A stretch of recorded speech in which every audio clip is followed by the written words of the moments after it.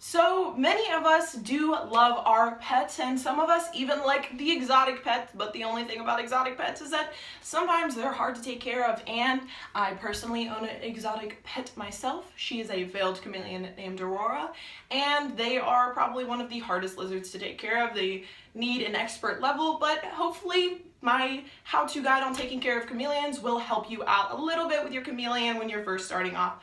So, first of all, you need to make sure that your chameleon has a nice, safe, and comfortable home for their living. Number one, the first thing you do need is a mesh tank. You do not want to put them in a glass tank because it will just become way too humid in there and they won't have enough airflow for the other aspects of their tank, which the other things are that you will need is a mister, daytime and nighttime lights as well, and also maybe a timer for them depending on what type of person you are. Personally, I like the timer because it goes off. It will turn off my daytime lamp perfectly when it's supposed to, and the night one will come on perfectly for her as well, and the mister, which is also put on a timer because it's very important to keep that the tank's humidity up. It's very important for chameleons. It's where it's the natural habitat for them, so it is important for them to be able to absorb that water into their skin.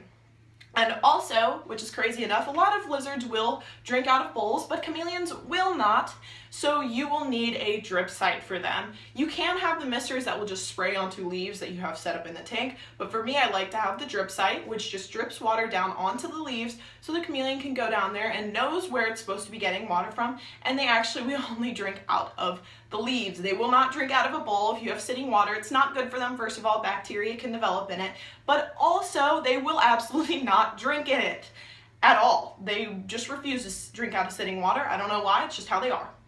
So the other thing when it comes to chameleons, the second step is figuring out how to feed them. So some chameleons do like to be hand fed and others do like to be fed out of a bowl, and also depends on the location. My chameleon personally, she's a female, she's very slow, very lazy, so she does not like to catch her own food. I used to try to feed her crickets, but it would just wind up that the crickets would live in the cage with her and she would not catch them. She was just way too lazy, and chameleons actually won't eat dead creatures, so they have to be alive, and she just wouldn't chase after them. So I fed her mealworms. And the other thing about that is that you want to make sure that your bowl that you're feeding out of them, for them, is at a good location. So some chameleons will go to the bottom of their tank. Personally, mine would not. So I had to move her feed bowl to the top, and sometimes she wouldn't even want to feed out of there, so I'd have to hand feed her in my hand. Not scary, but you do have to get used to the fact that you're going to have to be handling mealworms. They're not as disgusting as they seem. Once you love and care for your lizard, you're like, listen, I'll go through the pain of dealing with these nasty worms that you eat because I love you. So the other thing that you need to make sure for your chameleon when it comes to the tank site is that you need to have a bathing site for them. You need to have an ability for them to sit up in the sun if they like, but also to stay out of it as well, because you don't want them to get overheated and you don't want the light too harsh on them, and the temperature is very important. It depends on what watt you get. Personally, I don't buy a very high wattage when it comes to my daytime lamp, just because I feel like my chameleon gets way too hot as well. Her tank is in the sun because she likes to look out the window, so that's another aspect of the fact that she gets warm.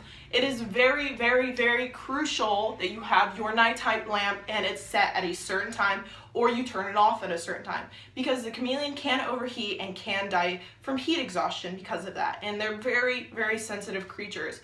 So to move on, finally, this is a step that can be skipped when it comes to this lizard, but I personally don't with mine. Human association with positive treats, basically. Because this chameleon, not my chameleon, but chameleons in general, are one of the very aggressive lizards, and it's basically listed that you really shouldn't handle them if they don't like it. But personally, my chameleon does like to be handled.